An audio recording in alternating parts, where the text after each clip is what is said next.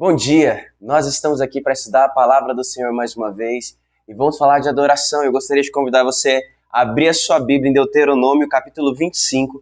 Nós vamos ler os versículos 15 e 16, que são o texto áureo do nosso estudo desta manhã.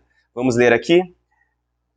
Olha desde a tua santa habitação, desde o céu, e abençoa Israel, o teu povo, e a terra que nos deste, como juraste, a nossos pais, terra que mana leite e mel. Hoje, sim, o Senhor, seu Deus, ordena que vocês cumpram estes estatutos e juízos. Portanto, vocês devem guardar e cumpri-los de todo o seu coração e de toda a sua alma. Esse é o texto no qual nós vamos nos basear nessa manhã para poder falar a respeito de adoração. Adoração ao nosso Deus, como a gente tem estudado Levítico, Números e Deuteronômio. Nós vamos estudar a base hoje do texto, que vai de Deuteronômio 14 até Deuteronômio 27. Vamos falar de algumas bases da fé, mas gostaria de convidar você a orar comigo para que o Senhor continue a falar conosco nessa manhã.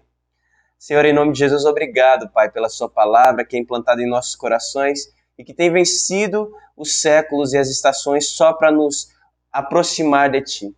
Pedimos que nessa manhã, quem estiver nos ouvindo aqui, Pai, possa também crescer e ser edificado na palavra como o seu povo já tem sido, Pai. Abre nossos corações, nossas mentes, para que sejamos iluminados pela Tua palavra. Em nome de Jesus, amém. Aqui, no texto que a gente traz de Deuteronômio, a gente percebe vários assuntos que o povo está passando novamente antes de entrar na Terra Prometida.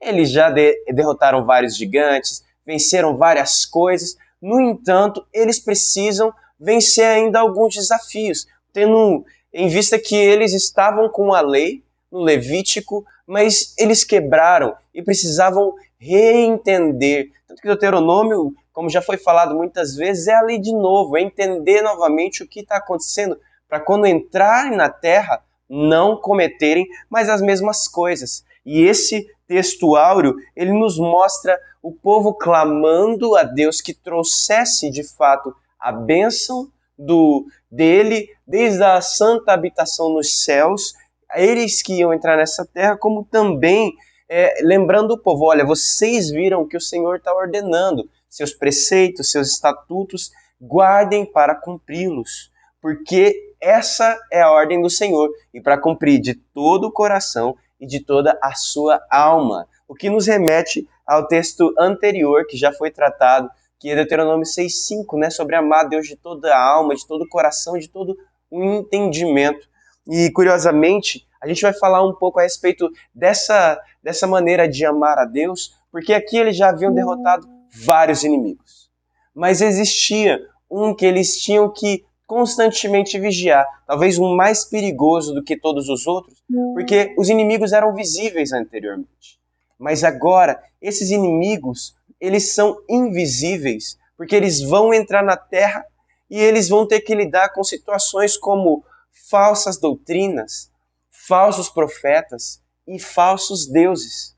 E eles são instruídos grandiosamente a cuidar com isso, a cuidar de não adorar falsos deuses, a cuidar de não ouvir falsos profetas e a cuidar de não ir contra Deus num caminho errado, ir contra Deus em caminhos que levam o povo à perdição e a pesar a mão do Senhor contra eles em correção. Tendo em vista isso, os preceitos que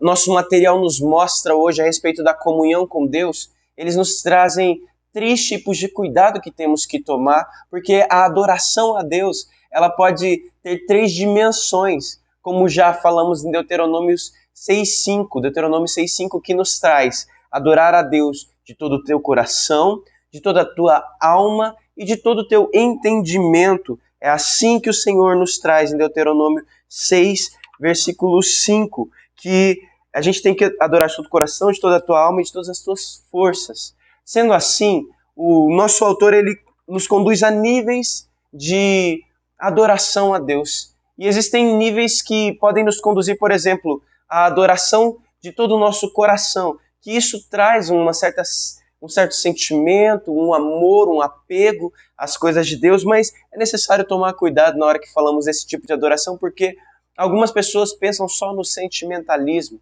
e isso nos traz uma questão estética que ela é voltada para o que me agrada, o que me atrai, o que me satisfaz. E facilmente a gente pode cair no mal dessa era, que é a adoração a si mesmo, com o hedonismo, que é tudo pelo prazer. Sendo o prazer o grande Deus a ser adorado. Então, se eu adoro a Deus de uma maneira tão somente afetiva, sentimental e estética, eu estou completamente preocupado com o meu prazer. Curiosamente, um testemunho das redes sociais, ou o que a gente chamaria de testemunho, né? De pessoas que um dia estiveram na igreja evangélica e que, por causa de suas dificuldades, os pecados que não foram aceitos pela igreja, em detrimento, é claro que nunca deixaremos de amar o pecador, mas por causa desses pecados, algumas pessoas elas dizem que na igreja evangélica não foram aceitas, apesar de sentirem Deus e de amarem Ele e de sentirem aquele prazer de estar adorando a Deus na casa dele. Apesar disso, elas foram expulsas da casa de Deus por um ou outro problema. E nesse caminho, elas procuraram outras religiões. E no meio dessas outras religiões encontraram talvez o mesmo prazer que tinham na casa de Deus.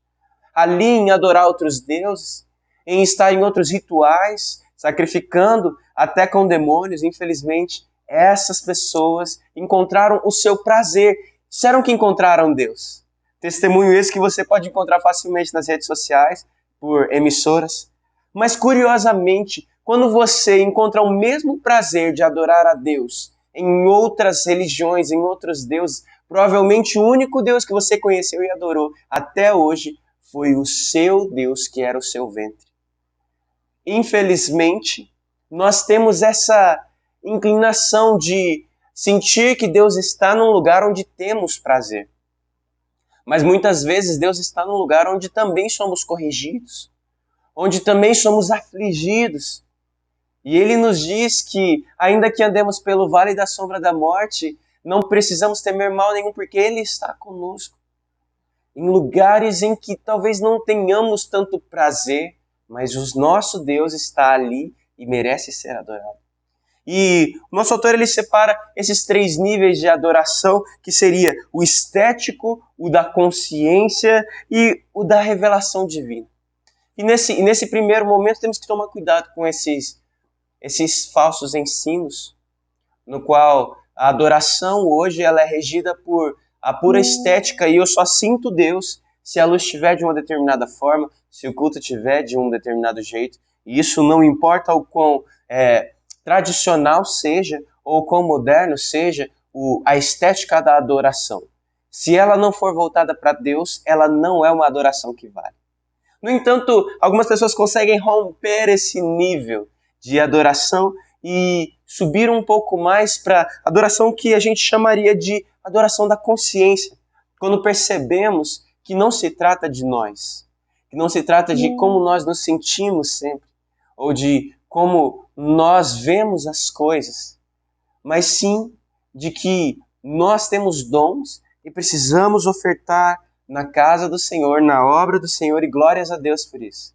Esse é um nível mais profundo de consciência, no qual a gente percebe que tudo que tem fôlego deve louvar a Deus, de que tudo quanto vier às nossas mãos para fazer, façamos conforme a nossa força, mas tem um pequeno problema aí. Quando nós passamos do nível da pura estética, mas também não conseguimos perceber a revelação divina em tudo e passamos apenas para a consciência, como, por exemplo, um assistencialismo aos necessitados, e não percebemos que o propósito da igreja ela não é tão somente curar o mundo, como salvar o mundo, salvar as pessoas desta geração. Então, daqui a pouco, ao invés de estarmos adorando a Deus e buscando nele o nosso propósito, a nossa alegria, a nossa força, tornamos a igreja como que uma instituição de caridade tão somente, que ela não existe para adorar a Deus, mas refletir a Deus através do amor ao próximo. Não. Ela existe para cuidar do próximo e ponto. Esse é um erro. Isso é um que a gente chamaria de sofisma, um quase acerto, um meio certo. No entanto, está errado, porque nós tendemos a cair num ativismo e, como diz o apóstolo Paulo em Romanos 1, nós, em vez de adorarmos o Criador, trocamos a criatura pelo Criador, preferindo dar honra a ela. Quando, na verdade, a igreja foi criada para Deus, no entanto, em louvor a Deus, ela ama o próximo. Existe essa ordem e ela não pode ser violada. Dessa maneira, nós buscamos claramente entender que o nosso Deus, ele merece toda a adoração e até mesmo a adoração a Deus, ela é feita em amor ao próximo. E essa é a lei que resume os profetas e os mandamentos. Dessa maneira a gente alcança um novo entendimento, um entendimento mais profundo, que o nosso autor chamaria de revelação divina.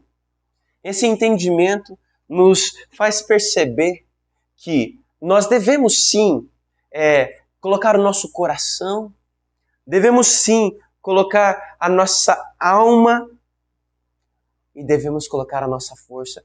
Tudo o que temos e somos deve estar no altar de Deus. Dessa maneira, nós, quando sentimos alegria e prazer, nós viemos à casa do Senhor, o adoramos e também podemos, às vezes, nos alegrar e até nos emocionar diante da presença de Deus, mas nós não paramos por aí. Na hipocrisia de alguém que só vem no domingo e na segunda-feira já não faz mais nada em relação a isso. Nós cuidamos do próximo. Nós também ajudamos ao próximo, estendemos a mão, tratamos com amor, mas nós sabemos que a adoração não se resume nem a um nem a outro.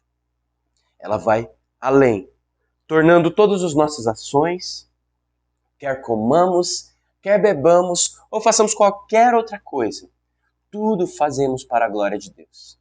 E curiosamente, como a gente vem do 14 ao 27, o autor ele fala de diversas maneiras nas quais nós devemos adorar ao Senhor e honrá-lo e sermos fiéis ao seu pacto, ao seu mandamento, porque pedimos a sua bênção, porque clamamos a Ele.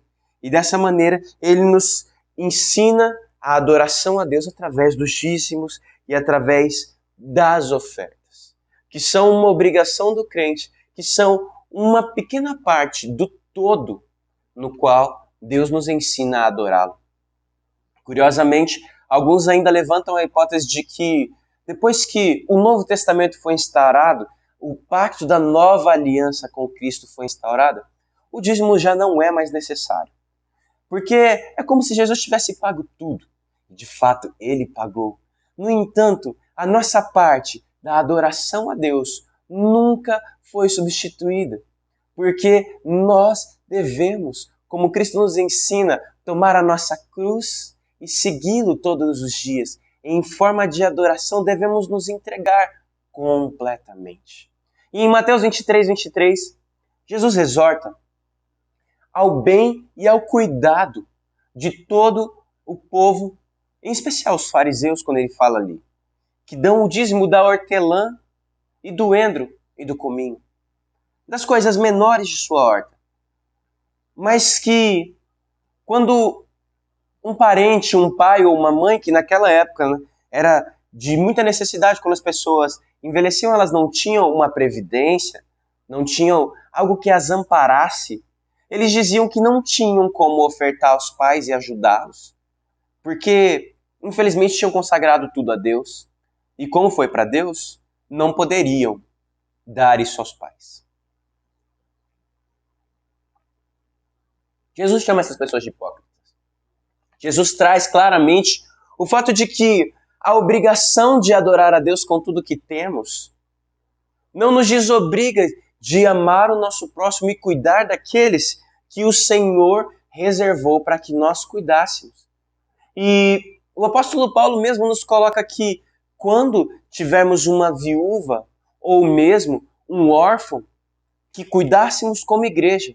mas que se essa viúva tiver algum parente, tiver alguém que seja responsável, que ele cuide dessa viúva.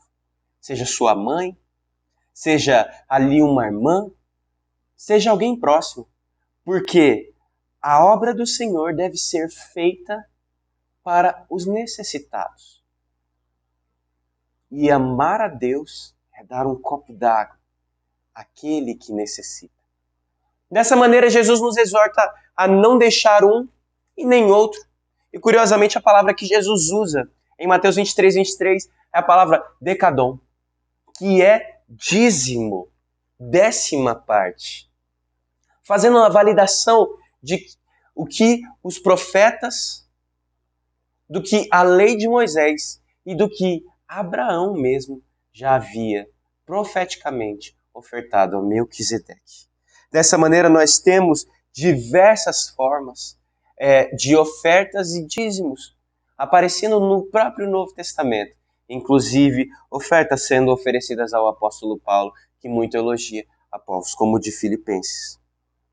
No entanto, a comunhão com Deus e a comunhão com o próximo são como que um tripé, como que coisas que elas existem juntas. Você não tem, como 1 João diz, como amar a Deus sem amar o próximo. Amar a Deus a quem você não vê, mas não amar o próximo ou odiar o seu irmão a quem você vê. Porque como você pode amar a Deus que não vê, mas mesmo vendo a miséria do seu irmão, a necessidade do seu irmão, você ainda não o ama? Dessa maneira, quem ama a Deus e não ama o próximo, na verdade nunca amou a Deus. É necessário que nós pensemos e percebamos que o amor ao próximo é a prova do amor a Deus. Você que dá um copo d'água, você que cuida de uma viúva, você que vem e serve o seu irmão na igreja, você está amando a Deus dessa maneira. Porque não existe nada que você possa dar a Deus que antes não tenha sido dado a você. O rei Davi diz que do que é teu, nosso Deus, isso te damos. Então, Deus te deu para que você possa abençoar. E curiosamente, no meio de todos esses mandamentos entre os dízimos e as ofertas, nós vemos a respeito da comunhão do povo. Comunhão essa que nós claramente percebemos que desde os antigos é instruído quando o povo vai sair do Egito a comer o sacrifício pascal, quando eles matavam um cordeiro, passavam o sangue nos umbrais da porta, mas ali juntos eles se reuniam e era um mandamento que eles comessem e celebrassem a Páscoa juntos em família. E se houvesse algum vizinho que não tivesse condições de comer um cordeiro, de matar um cordeiro ou até mesmo de ter um, então que eles se juntassem. Que eles se juntassem e juntos pudessem celebrar a Páscoa. E se a comida ou um cordeiro inteiro fosse grande demais para uma pessoa, que também compartilhasse com o vizinho. Dessa maneira, nós aprendemos que o compartilhar ele sempre existiu no povo de Deus, porque o amor e a graça, a generosidade são atributos de Deus oferecidos a seu povo. Nós não precisamos, de nenhuma maneira, entender que essa maneira de ofertar é um atributo obrigatório tão somente porque a própria palavra nos instrui em 2 Coríntios capítulo 9, versículo 7, que Deus ama a quem dá com alegria. Deus não quer seus restos. Deus não quer algo de má vontade, porque Deus nunca precisou do que temos. Deus deseja nossos corações. E Ele deseja que compartilhemos dessa mesma maneira. Os corações compartilhados em maneira de comunhão. Aplicando para os dias de hoje, nós podemos perceber que já não vivemos mais debaixo do jugo da lei e não é mais obrigatório sacrificar animais, touros ou bodes, mas de qualquer maneira necessitamos do compartilhar. Necessitamos da adoração a Deus, que pode ser feita doando ao próximo, amando e cuidando do próximo, ou compartilhando mesmo a mesa. Acho que antigamente os banquetes eram dados por reis e príncipes. Hoje, os maiores banquetes são dados por igrejas que se juntam em panelas e se alegram. O povo de Deus foi instruído a juntamente tomar o vinho e comer o pão, como o memorial da nova aliança em Cristo e como parte do corpo de Cristo que cada um é. Dessa maneira, não importa agora o que nos dividia, o que nos separava, o que nos une é o sacrifício de Cristo e que nos torna um em seu corpo, em seu sangue, para celebrarmos a família, a comunhão, a salvação e o amor. Hoje, nossa igreja é marcada, a igreja cristã é marcada pela comunhão. E hoje o mundo ele ainda tem pessoas que têm necessidade de comida, de vestimentas, de abrigo e de moradia. Mas curiosamente o ser humano tem percebido que tem uma necessidade maior do que apenas comida, do que apenas pão, roupa ou um teto. Porque as pessoas têm tido uma sede maior do que as necessidades básicas de sobrevivência. As pessoas têm tido sede de viver. E quando uma igreja se une em comunhão, se une para celebrar a ceia, para celebrar a vida, para celebrar a salvação e o amor de Cristo, mesmo em uma simples jantar, um simples almoço, isso sacia uma sede diferente das pessoas. Uma sede de pertencimento, uma sede de amor, uma fome de família, uma fome de Deus. E não é estranho que Jesus, em João 17 a 23, de 19 a 23, ele fala e ele ora ao Pai intercedendo pelo seu povo, dizendo que eles sejam um, como eu sou um contigo, ó Pai, para que o mundo creia que tu me enviaste. Não é estranho que na comunhão dos santos o amor de Deus é celebrado e é visto. Não é estranho que na multidão dos que creram era só um, o coração, o pensamento, as orações, o partir do pão e a perseverança na doutrina dos apóstolos. E que a cada dia, como diz Atos 2, de 42 a 47, o Senhor lhes ia acrescentando os que iam sendo salvos. Porque eles caíam na graça do povo. O povo percebia a necessidade que todos temos de Deus, de amor, de comunhão. Curiosamente, a gente olha para uma pessoa que é abastada financeiramente e fala, ela não precisa de nós, ela não precisa de nada. Quando Jesus envia a sua carta a 7 igrejas, a igreja de Laodiceia, ela é uma igreja que chama atenção porque ela é uma igreja que tem tudo de uma cidade rica, próspera, medicinal. E essa igreja, Jesus aconselha que compre dele vestes, compre dele o remédio, compre dele tudo o que necessita.